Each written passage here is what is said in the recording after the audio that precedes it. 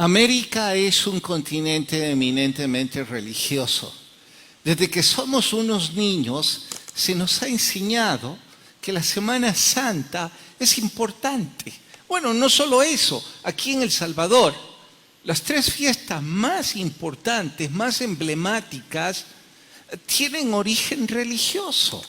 Estoy diciendo que Semana Santa, por supuesto, luego sigue agosto, en honor al divino Salvador del mundo, nuestro Señor Jesucristo, y finalmente Navidad, el nacimiento del Salvador. Así es que sin una pizca de error, recalco, somos parte de una cultura eminentemente religiosa, cuya fe radica en la vida de nuestro Señor Jesucristo.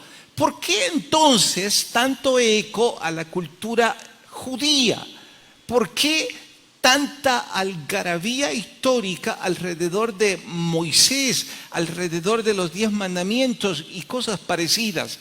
Bueno, es que el Antiguo Testamento, y no solo Moisés, pero esta vez resalto Moisés porque especialmente los de mi generación, poco más, poco menos, deben recordar que desde que 1 o 2 meses atrás, antes de la Semana Mayor, ya éramos bombardeados con las películas de Moisés cruzando el Mar Rojo y cosas parecidas. Lamentablemente, conforme el tiempo está corriendo, muchas de esas buenas enseñanzas se están olvidando, pero esa es historia aparte. Por hoy debo recalcar y quiero explicarles por qué la importancia precisamente de la cultura hebrea, por qué esta noche nosotros celebramos allá 3 escenas puntuales. Y para ello voy a hacer eco de una de las costumbres judías más emblemáticas hoy día. Precisamente en esta semana, cuando celebran la cena de la Pascua, se reúnen en familia y ponen 4 copas. Aquí he puesto 4 sillas porque la mesa era 4 sillas. Depende del grupo familiar.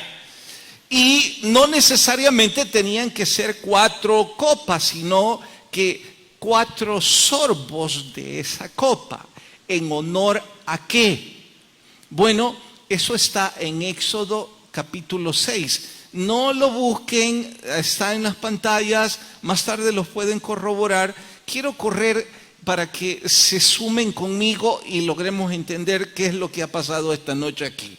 Dice: por tanto dirás a los hijos de Israel, Dios le está hablando a Moisés, yo soy Jehová, y yo os sacaré. Esta es la primera promesa. Yo os sacaré de debajo de las tareas pesadas de Egipto. Ustedes vieron, intentamos representarlo, pero ya lo voy a ampliar. Segunda promesa, y os libraré de su servidumbre. Tercero, os redimiré con brazo extendido y con juicios grandes. Y finalmente, cuarto, y os tomaré por mi pueblo y seré vuestro Dios y sabréis que yo soy Jehová. Bien, ¿qué significa esto? Que en esos 2 versos Dios prometió al pueblo hebreo 4 cosas. Puntualmente las leímos y lo vamos a repetir. Regresalo. Os sacaré, así deja las luces, os sacaré, os libraré, os redimiré y os tomaré. 4 promesas. Parecerán que exagero, pero en esas 4 promesas está toda la historia resumida de la cultura hebrea y de lo que Dios haría con ellos. Bueno, ¿qué es lo que sucede en la Semana Santa en la cultura judía? Regálame las luces de nuevo. las familias se reúnen a celebrar precisamente la cena pascual. Y ahí ellos, cada miembro de la familia, sin importar su posición económica, tienen una copa de vino en la cual deben tomar 4 sorbos. Y cada vez que el jefe de casa, el patriarca, el abuelo, el ancestro con mayor años, dirige, él levanta la copa y celebran una especie de brindis en distintos momentos. Pero el patriarca levanta la copa y dice la promesa. En este caso, la primera promesa es: y os sacaré. No, libraré es la primera. A ver, regresala. Por tanto, yo os sacaré.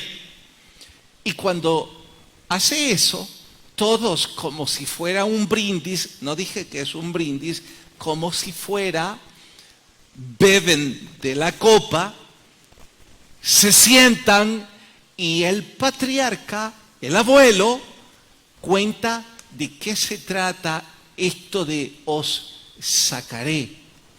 Y le cuenta a sus hijos y a los hijos de sus hijos, en una fiesta familiar, la historia de sus abuelos. ¿Cuál es la historia de sus abuelos? Pues lo que vieron esta noche, recreado.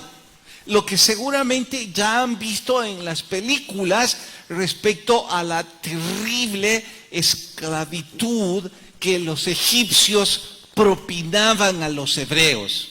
Bueno, ¿qué quisimos hacer con esa primera escena?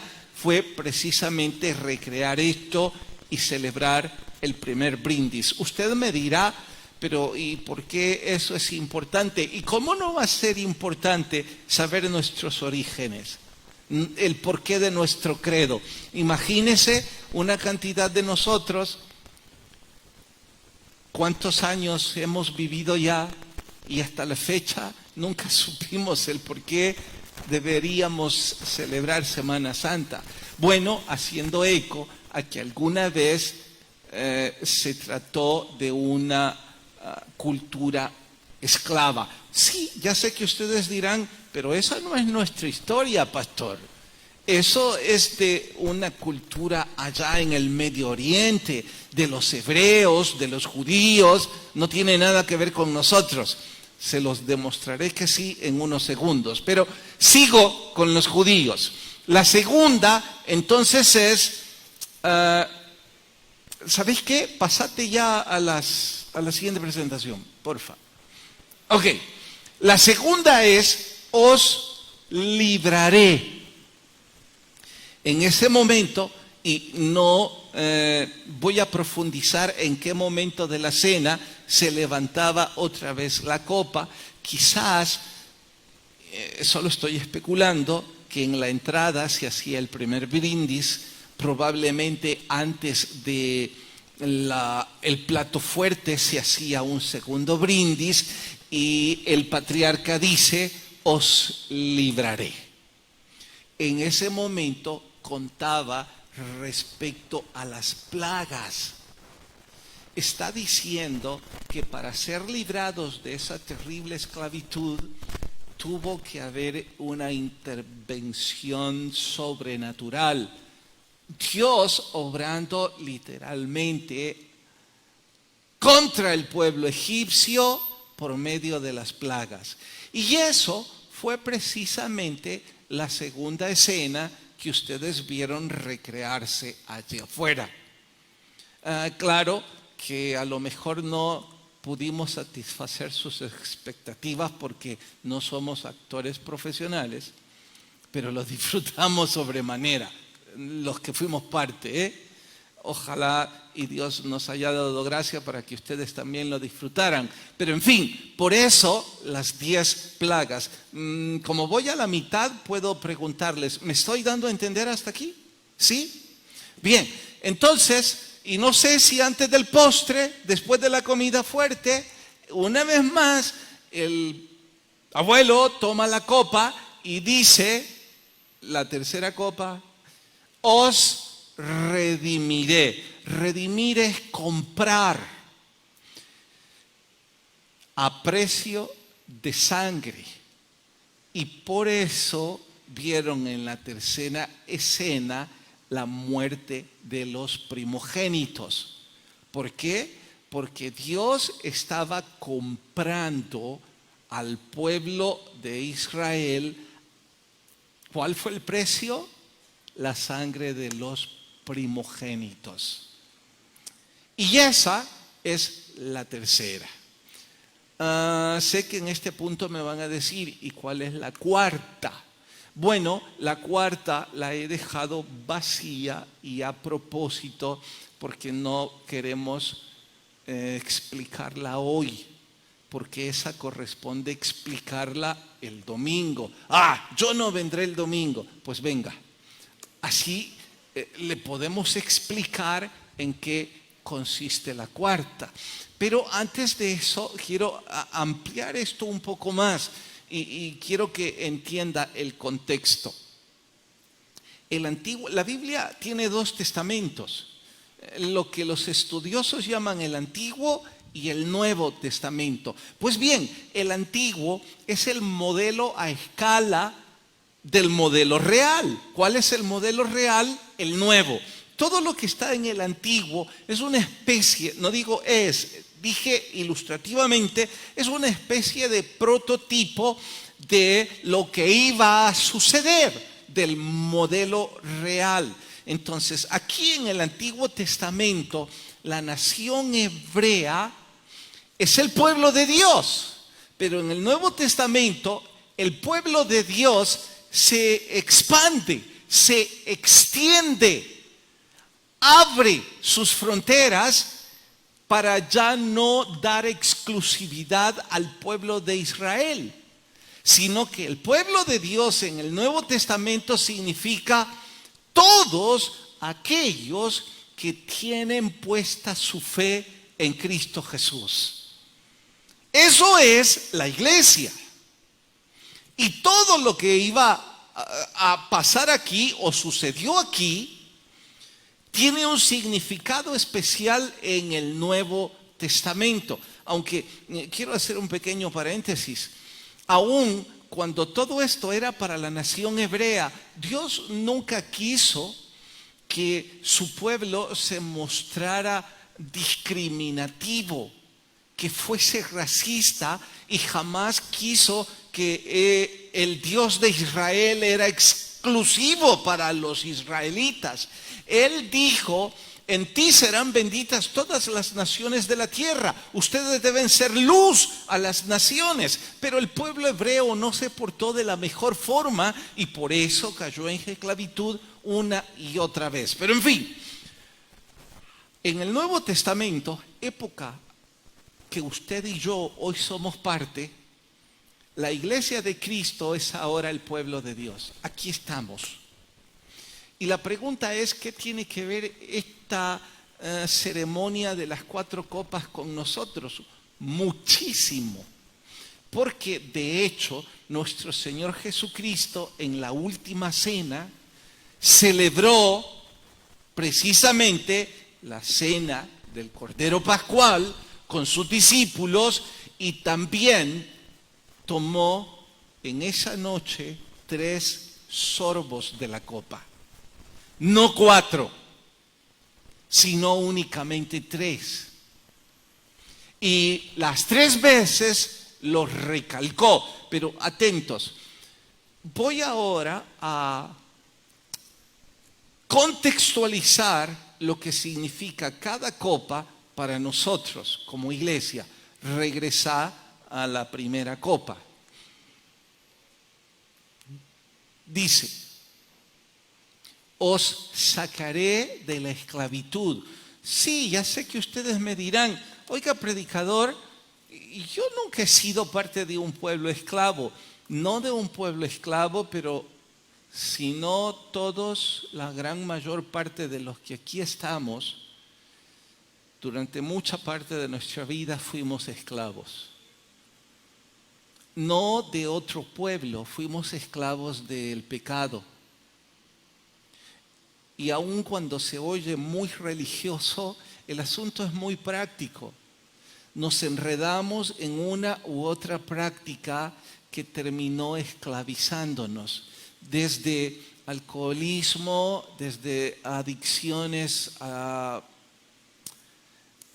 estupefacientes, yendo por promiscuidad sexual, yendo por abuso de un esposo a su pareja, yendo por desinterés o abandono de padres a hijos, yendo por ruptura marital en donde hombre y mujer sufren por causa de infidelidad, maltrato o 30 ejemplos más.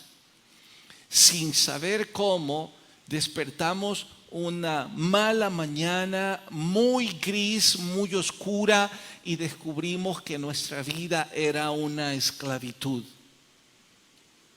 en donde nos sentíamos atormentados, acongojados y a veces sin propósito para vivir. Literalmente, fuimos esclavos. Y les puedo asegurar que todos los que están involucrados ahí afuera, que por cierto, la gran mayor parte de ellos no pudieron entrar al santuario. ¿Por qué? Porque no cabíamos. Pero eso no ha sido un sacrificio para ellos. Eso ha sido un honor, porque simplemente recrearon cómo era antes sus vidas. No recibían el flagelo de un látigo físico, sino emocional. El maltrato de tantas cosas en las que nos enredamos y en las que sufrimos. ¿Qué queríamos mostrar? Que hubo un bendito día en que nuestro Señor nos hizo conocer la primera promesa. ¿Cuál? Esta: os sacaré de esa esclavitud. En nuestra condición no era opción, era la única alternativa. Lo necesitábamos y abrazamos esa promesa. Las personas que están ahí afuera han estado trabajando y coordinando y ensayando y disfrutando varias noches atrás. No porque no estén ocupados en sus trabajos o no tengan familia. Nos recordamos que alguna vez fuimos esclavos y que ya no. De hecho, eso nos lleva a la segunda copa. Esta vez no es un patriarca, no es un abuelo, es este inútil predicador contextualizando toda la historia y diciendo: os libraré de manera milagrosa. En lo que ustedes vieron ahí, lo que está en la Biblia, la forma en cómo Dios sacó al pueblo judío de esa esclavitud fue a través de plagas, obras totalmente sobrenaturales, milagros para ablandar el corazón de los egipcios. En nuestro caso, esas plagas son todo tipo de eventos milagrosos que Dios ocupó para llamar nuestra atención, que pueden ir desde el hecho literal de quitarnos una adicción, de obrar un milagro en nuestra pareja y después de toda esa crisis de lastimarnos mutuamente, se convirtió en una relación amorosa. A lo mejor se trató de un milagro de sanidad. Quizás Dios obró y nuestra promiscuidad fue transformada por una sed de Dios. Oigan, si pudiéramos narrar nuestras historias, digo nuestras, incluyo a todos los servidores, no nos alcanza un año para narrar los milagros que Dios ha hecho con nosotros, pero pueden estar seguros Dios ha obrado milagros. De otra forma, ¿por qué cree que estarían ellos ahí? ¿Que les gusta actuar? Bueno, no estoy seguro. De hecho, no solo habían actores, había personas cocinando, otros vendiendo, otros acomodando nuestros vehículos. Simplemente queríamos predicarles de una forma distinta lo que Dios ha hecho en nuestras vidas. Y una vez más, yo soy esta vez en forma representativa ese patriarca que está intentando levantar cada copa y explicarla. La tercera es: os redimiré a precio de sangre. Os compraré. ¿Cómo sucede todo este milagro? Redimir es comprar. A precio de sangre significa que alguien tuvo que pagar con su sangre. La Biblia dice que por cuanto todos pecamos, todos estamos destituidos de la gloria de Dios y que la paga del pecado es muerte. Para que ese pecado quedara pagado, se necesitaba una remisión de sangre. Y esa sangre, dice la Biblia, que la pagó el primogénito de Dios, no del faraón. Y por cierto, no fue un primogénito, fue un poco más, fue el unigénito Hijo de Dios, el único. Él fue a la cruz y Él derramó su sangre. Él pagó por usted y por mí. Allí estaba esa cena, esa noche pascual. Por cierto, y ya les he dicho antes de que no voy a explicar la cuarta copa. Cerraré esta vez explicándole en palabras de un escritor lo que él concibe como esa última cena.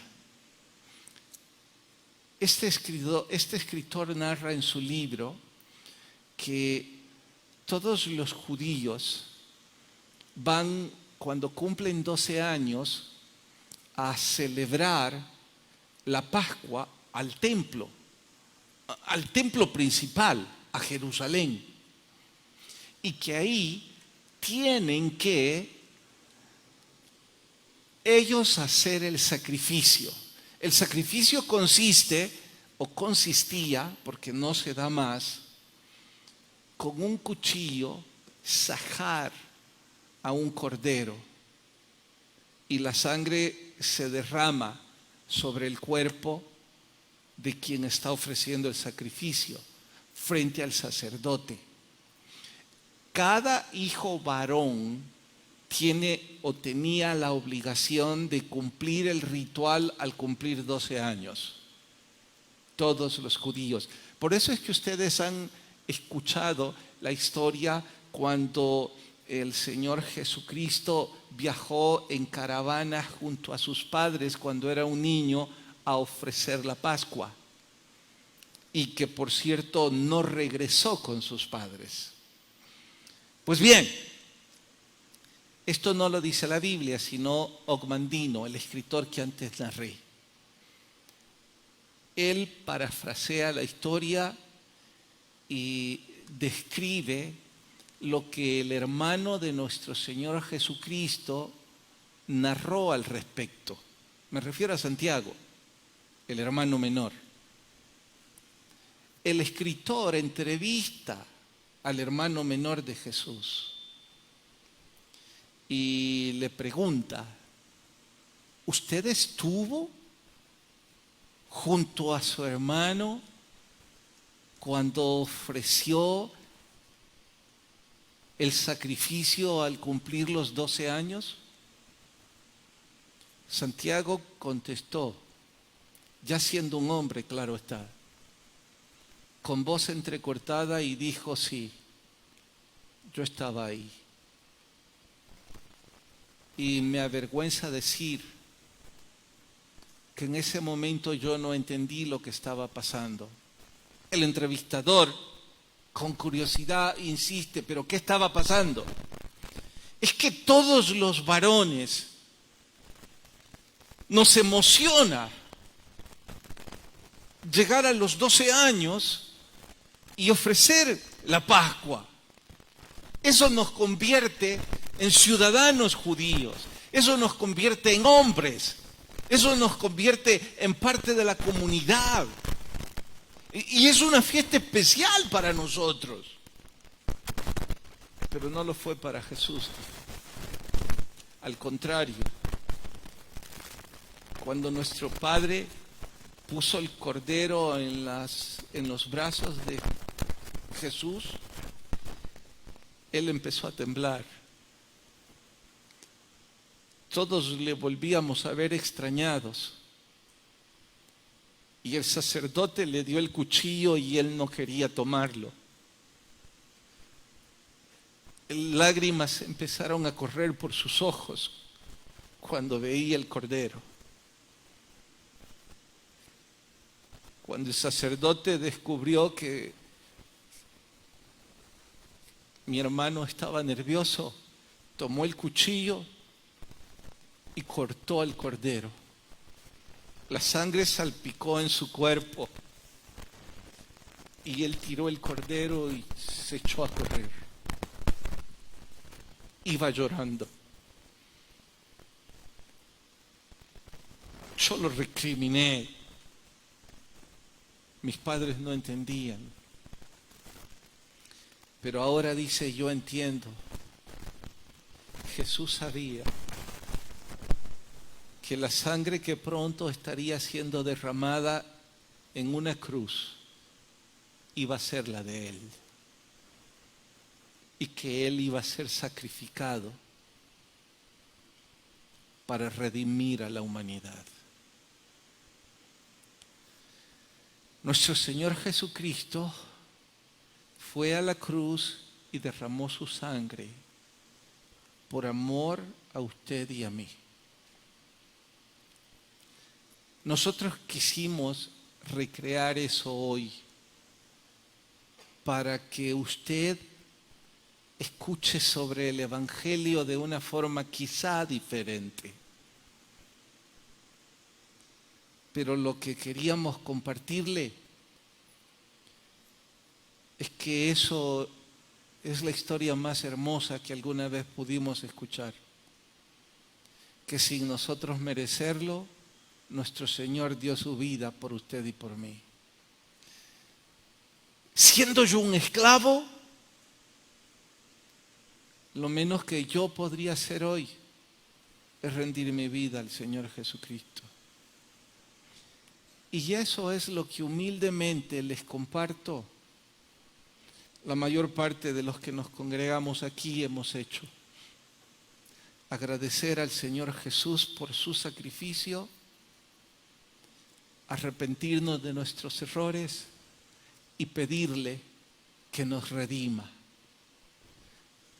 Eso se hace con fe, con una oración discreta, pero con fe. Eso es algo que solo puede decidirlo usted.